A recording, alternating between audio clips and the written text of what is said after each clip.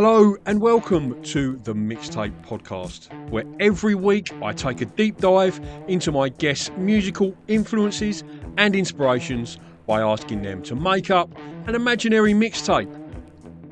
They'll have 6 track choices and they'll have to pick from categories including their favourite cover version, a song they wish they could play to their 18-year-old selves, a song for a romantic interest, and a song they sing in the car or the shower. If you're enjoying these episodes, then please feel free to go to the top of the page, rate the podcast 5 stars, or give us a follow on social media at the Mixtape Podcast and Radio Show. And you can discover over 100 archive episodes just by visiting themixtapepodcast.com. Thank you so much for listening, and I hope you enjoy this week's episode. Hello and welcome to this mixtape for KCR 102.5 FM and the mixtapepodcast.com. Joining me today, it's Kav Temperley from Eskimo Joe. How are you, mate? I'm so good. Thanks for having us. It's an absolute pleasure. Thanks for making the time and coming on. So we're chatting today about the single, A Miracle Cure, that's just come out. Tell us a little bit about the single, the lyrical themes, your sort of inspiration behind the song. Well, the song first came about because on my phone there's about 1 million voice memos, and stupidly I never named them, of course. And so when myself and Joel usually sit down to write a song, the first thing he'll ask is, "Have you got any ideas?" So I'll go through these kind of millions of voice memos of these ideas of wherever songs come from, just floating around in my phone. And we came across this one, and it was me in this slightly broken voice singing what would become the chorus to Miracle Cure. And straight away, Joel was like, "Oh, that's cool." And so we started to just chat about the lyrics that were already there. But then we were doing this very long acoustic tour around Australia where we were playing in country town halls all over the place, lots of regional places. And we'd be sitting backstage with not much to do but with an acoustic guitar. And so over these 30-odd shows, this song slowly started to evolve. And by the end of it, we had a fully formed song that we took into my little studio in Fremantle and recorded it, and now it's out there in the world. Awesome. It's a fantastic single, one I've been enjoying a lot this week. And is it like a standalone sort of single that you wrote and you couldn't wait to put out, or is it more of a sort of a taste of maybe some new music that might be to come? We'll definitely work on some new music. As far as putting out a traditional album, I don't know if that'll happen anytime in the future. We've all got these 1 million other music projects going on in our lives as well. And so for us, we've worked out that we can get together and work really hard on 1 or 2 songs a year and put them out. And that's where we're at the moment. So as far as an album goes, if we keep working at this stage, we should have an album ready in about 12 years' time. Yeah. But what a quality album it'll be, all that. It'll be amazing. It'll be quality songs distilled down into one album, yeah. How does this, like you mentioned here about working with Joel and the voice notes, is that typically how the songwriting process works within the band? Or is it shared sort of responsibility, or how do you work with your songwriting normally? It's changed over the years. When we did albums like A Song Is a City and Black Fingernails Red Wine, we would work in my jam room each week on a song at a time, build up an album of songs and go and record them. And so the way that would work is I would generally have a song to a place, and then I'd be like, "Black Fingernails Red Wine, what do you think about this, guys?" And then we would work it up from there. So it was very much more Dear Diary in those days when I would write. Whereas nowadays, it's a much more collaborative process between myself and Joel, because we both work on a lot of music outside of Eskies. Like I work on my own stuff, I work on other people's records, and so does Joel. He doesn't do his own solo stuff. But so generally I'll come in with an idea and we just approach it much more. We collaborate a lot more on it. And I think if I brought in a song now and it was a fully formed song and said, "Hey guys, how about we make this into an Eskimo Joe song?" That's what I would have done in the past. I think the guys would both be like, "No, let's do what we do," which is start with the kernel of an idea and then just develop that together as a band. And then it feels much more like an Eskimo Joe song and not like a Kav solo song. Yeah. Just finally on the new single, Kav, if Miracle Cure was a message in a bottle, who would you hope finds it? Wow. I guess I don't know about an individual person. I don't know if I can pinpoint. I hope the Pope finds it. No, I hope someone would find it when they're in. The song is really like a message or a wish for someone in a place of vulnerability who's looking for that moment to be saved by some kind of revelation that, it's going to be okay and someone else can help you get there. I hope that Nielsen finds that. That's a general model. Fantastic. Okay, just before we drop into the mixtape chat, one final question. Now, Fremantle, where you're from, it's got like a sort of thriving music scene. Do you get out to gigs very often when you're in Freo? And if so, what are some of your sort of favourite up-and-coming Perth bands that you might have seen? Maybe you might have given a bit of a clue away at the start by referencing my T-shirt. Yeah.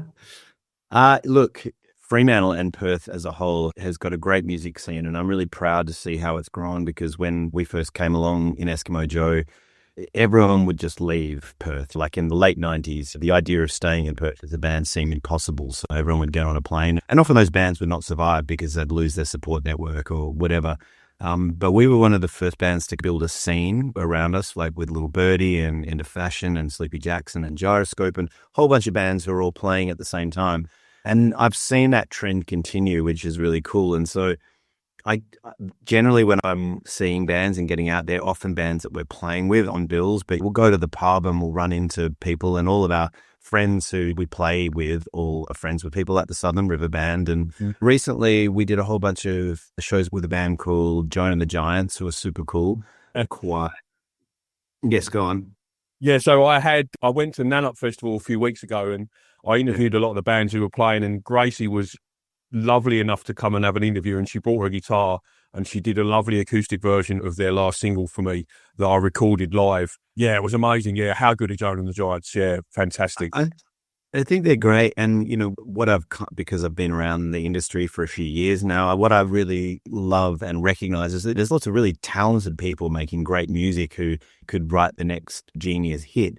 But it's really the people who pay attention to it, the people who really want to be there and who work really hard to be there. Those people, you might not like that single, but you might love the next one, because they're the people who are going to get better and better at what they do. And I see that in Joan and the Giants. They're a great band.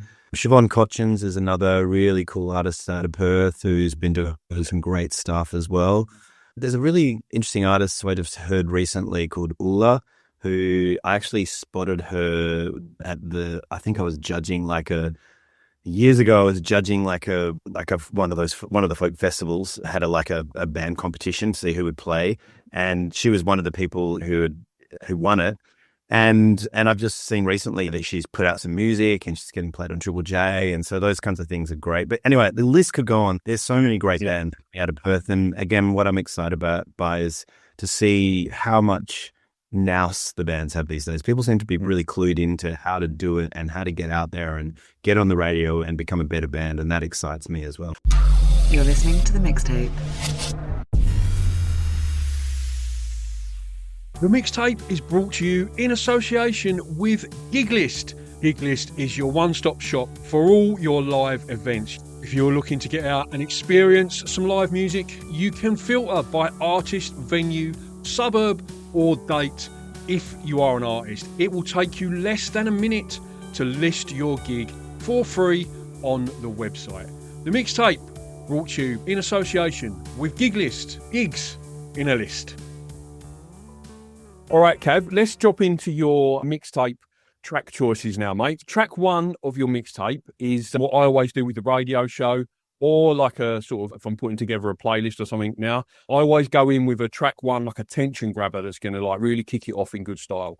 Okay, look, I think when you're talking about influences and inspirations and the mixtape that I'm going to put together, there has to be a little bit of brand new music, a little bit of classics in there as well. And maybe I'll start the mixtape with something that's going to grab an attention and something that's brand new. And I think I'll go with the title track, People Watching, by, what's his name again? I should know this off the top of my head. Sam Fender's new track, yeah. And obviously that 17 Going Under was just super influential. I do a lot of writing with young artists, and they'd always bring in that track and be like, I want to write a song like this. But it's really cool to see him grow as an artist, grow as a singer, as a writer, but yet still stick in his lane. Like, it's exciting when you see bands who go out there, play some shows and see what works. And I feel like with the title track, people watching, he's done exactly that. I'm going to write a Sam Fender song. And I think that's wicked and such a good track. Yeah, Fantastic Eyes is one that I play on the show a lot. And I've got all his vinyl and everything else. I'm a bit of a nerd when it comes to vinyl, stuff like that. But yeah, I'm a big fan of Sam Fender. Track 2, Kav, is what is a song that you sing when you're on your own in the car or the shower? That would probably be Paul Simon's Gracelands, the title track to his album Graceland. There's something just so poetic and effortless about that song and the melody. And when my kids were growing up and I had to sing them to sleep, I would always sing that song. And so they grew up thinking that song was a nursery rhyme. And it's definitely one of those songs that just still, it lives in my subconscious permanently, rent-free. And I just always, if I'm cruising in the car or something, that's the song that'll pop into my head if I just need to feel grounded or something. Yeah, I used to sing The Girl by City and Colour to my daughter to get her to go to sleep. And years later, when she was a tiny little toddler, years later, it came on in the car and she was like, I could tell, like she recognised it. Do you know what I mean? She was like, I could tell there was a little spark there. Yeah. Did you know this song, Viv? She went, yeah, I do. I've heard it before. I said, yeah, I used to sing this to you when you were a baby. Yeah, all the time. Yeah, she loves that. She loves a bit of City and Colour. All right. Track 3 is, what is your favourite cover version, mate? Oof. I'm a huge Beatles fan. And so it's a really hard thing for me to listen to someone else sing the Beatles and go any of their solo stuff that they did on top of that, any Beatles extended tunes, and not just go, it's not the original version. Like for me, the original versions are so sacred. But I would say Jealous Guy by Donny Hathaway is just one of those versions of, even though it's a Lennon solo song, it's one of those things where he's taken that song and just made it something brand new. And the recording of that is live in a club. It's probably just like the Dex mix. And as he's playing it, you can hear people go, woo! Oh, yeah, in the background, it's just like tangibly vibey and and one of the rare occasions where possibly a better version than the original album track. That's the second time that version of that song's been picked, the Donny Hathaway version. I'm racking my brains trying to think who it was the first time around, and I can't remember who it was. But yeah, that's the second time that one's been picked. And there's a great, obviously you're familiar with the Teskey Brothers, but they cover the Donny Hathaway cover if they do it in that style, and that's a fantastic version as well. It's from one of their live albums. I can't remember which one now, but yeah, great choice, mate. Great choice. Okay, moving swiftly through because I'm a little bit aware of the time. Track 4, Kav, is what is a song that you wish you could play to your 18-year-old self? Wow. Well, do you mean actually just like physically impress my 18-year-old self with my prowess of being able to play it, or just listen to this? Yeah, so yeah, if it's sometimes it's like lyrical advice, or it's where music will be in the future, or something like that. Advice to your 18-year-old self, or something like that. To my 18-year-old self, like I probably would go back, and I don't know exactly what song I would play, but I'd probably play something like Jesus, Etc. by Wilco, and just be like, just listen to this. There's good lyrics. It's a simple song on an acoustic guitar, but the production is cool and all of those things. You don't have to follow whatever trend is going on, because I'm sure at the age of 18 I was probably playing in a really bad funk metal band or something terrible like that, because that's what everybody else was doing at the time. But I think Wilco is a good example of a time in my life where a band came along where it just like it settled the dust on everything, and it was just like, no, this is classic, good songwriting, cool production. And I knew as soon as I got into that band that it was going to live on in part of my songwriting DNA. And that happened at about the age of about 24 as I got into writing the album A Song Is a City. And it was a real kind of gear shift for me production wise. And I think it's just stayed with me as what would Wilco do. And then there's lots of other bands that I could probably reference as well. But I think that song and that band, if I had sat down to maybe my 18-year-old self wouldn't have even listened. Maybe they would have said, listen to Tool or something ridiculous like that. I would have loved my 18-year-old self to listen to me then and realize that just writing a good song is all it's about.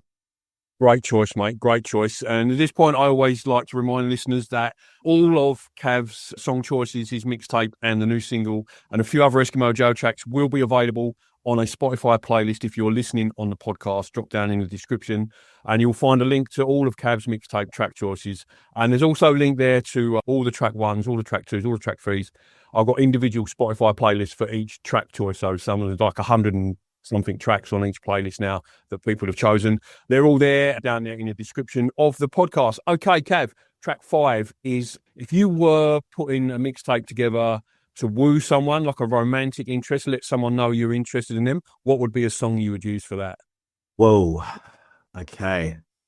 A romantic song. See, this is the issue that I have, that every time I'm like sitting around a campfire and there's an acoustic guitar and everyone's just chilling out and they're like, oh, Kav, here's a guitar. You're a singer. You should play something.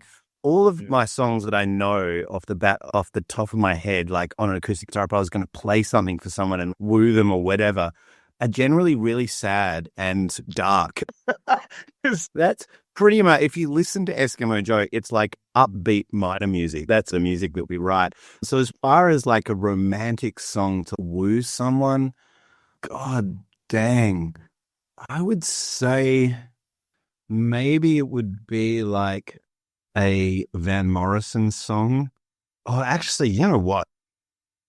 If I could pull it off, I would probably play Lover, You Should Have Come Over by Jeff Buckley. As soon as you said if I could pull it off, I knew you were going to say that because there's about 1 million chords in that song.